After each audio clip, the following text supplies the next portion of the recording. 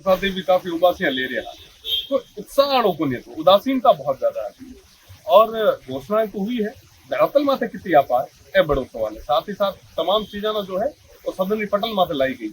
स्थिति स्पष्ट तो है जो एक दो दिन रमीना पूरे तरीके में लिस्ट आऊंगे बाद में। और आपको बड़ी उम्मीद थी आपके क्षेत्र के लिए? मानक की सभा ना उम्मीद है चीजा पटल रे माथे आई है, वो चीजा ना लिस्टिंग ना देखने बाद में स्पष्ट हो रहा है। बिना लगे कि जो बड़ी घोषणा अधिकारी जरूरत होती एआई और रोबोटिक्स ने यहाँ पे बात करा आज तारीख में मीना राजस्थान यहाँ पे आगे कांकर बैठा ये वास्ता विकसित कांकर कर 2047 की चर्चा जो हम कर रहे हैं, तो वो वास्ता नया संसाधन नई घोषणा नई चीजा नई जरूरत बहुत ज्यादा वो है, पर वो ना ले रहा बात तक कोई डिसीजन करूँ वो बड़ो चिंताजनक है। नहीं बचाने के लिए और बचाने के कानून की बात कर रही थी, क्या लगता है? देखिए कानून की बात आज बजट હતો आने वाले समय में कानून प्रदेश सरकार की माननीय मुख्यमंत्री जी कहे है तो निश्चित रूप से बिना लाड़ू पड़ा है और वो कानून ना लीपा पोथी कर तोड़ मरोड़ नहीं दे ए बड़ो एक गंभीर विषय है।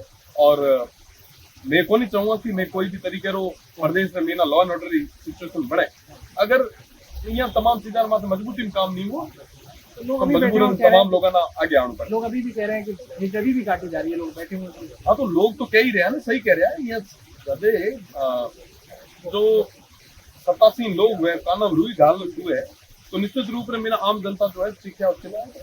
अब जनता भी नाउम्मीद हो चुकी है कि बार बार घोषणाएं होती हैं, लोग उम्मीद बांध कर रखते हैं और बजट के दिन वो सारी उम्मीद धराशायी हो जाती है।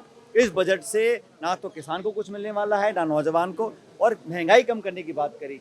मुझे आश्चर्य है कि आज सरकार ने कहा कि हमारा वित्तीय प्रबंधन बहुत अच्छा है, आपका फिस्कल डेफिसिट बढ़ रहा है, आपका लोन बढ़ रहा है और 35-40 हज़ार करोड़ रुपये आपको और लेना पड़ेगा। तो इंजन डबल है, आपकी सरकार केंद्र में है और जहाँ प्रधानमंत्री बोलते हैं कि मैं प्रधान सेवक हूँ देश का, यहाँ बात राजा प्रजा की हो रही है।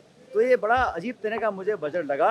मुझे लगा नहीं कि यहाँ पर जनता की आवाज़ को सुना गया। यहाँ तक कि जो सत्ताधारी दल के प्रतिनिधि हैं उनकी भी बहुत सारी मांगे होंगी, उन पर कोई ध्यान दिया नहीं गया। मुझे बहुत ज़्यादा उम्मीद ना पहले नहीं थी, लेकिन आज भाषण सुनने के बाद मुझे लगा कि सरकार ने सिर्फ खानापूर्ति करी है, लंबा भाषण पढ़ दिया, लेकिन ऑन द ग्राउंड धरातल पर इनमें से कोई स्कीम कारगर साबित नहीं होंगी। और जो लोग आज परेशान हैं, जो किसान, कृषक, नौजवान, हमारी गृहिणी, महिलाएं, मध्यम वर्ग है, उनको कोई राहत सरकार ने दी नहीं है। राहुल गांधी संसद को बोल रहे हैं, उन्होंने कहा बराबर की डील करती अगर कांग्रेस होती तो ये जिस तरीके की राहुल गांधी बिल्कुल सच कह रहे हैं। अमेरिका के साथ हमने परमाणु करार किया था, अपनी शर्तों पर किया था और दुनिया ने हमारा उस टाइम वर्चस्व देखा था। ये जो डील हो रही है ये तो दबाव में हो रही है। कौन सा देश, अमेरिका कैसे हिंदुस्तान को बोल सकता है कि आप रूस का तेल नहीं खरीदेंगे, आप हमसे $5 बिलियन का सामान खरीदेंगे? ये तो हम पे थोपा जा रहा है ना। विदेश नीति को प्रभावित किया है अमेरिका के राष्ट्रपति ने, और मुझे कहते हुए खेद है कि हमारे जो पशुपालक हैं, जो हमारे किसान वर्ग हैं, उनको बहुत नुकसान होने वाले आने वाले समय के अंदर। तो हमारे किसानों का, पशुपालकों के हितों को उन्होंने दरकिनार कर कर एग्रीमेंट किया है और डिटेल्स नहीं बता रहे हैं। बार बार अमेरिका की तरफ से ये घोषणा हो रही है कि हमने ये भी मांग लिया, हमने ये भी मान लिया। और भारत सरकार ने क्या उपलब्धि करी है?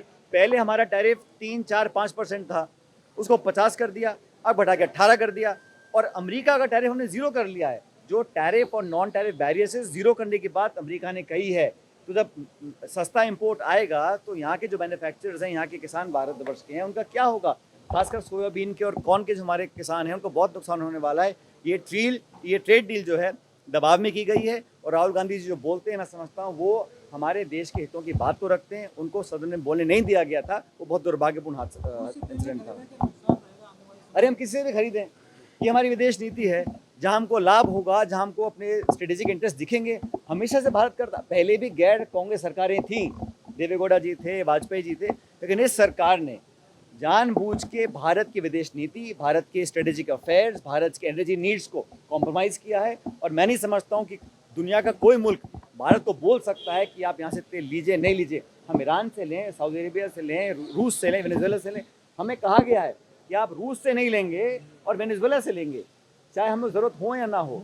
और ये जो इस तरह की विदेश नीति से कॉम्प्रोमाइज़ किया गया है, ये मैं समझता हूँ उसके बहुत दूरगामी प्रभाव पड़ने वाले हैं।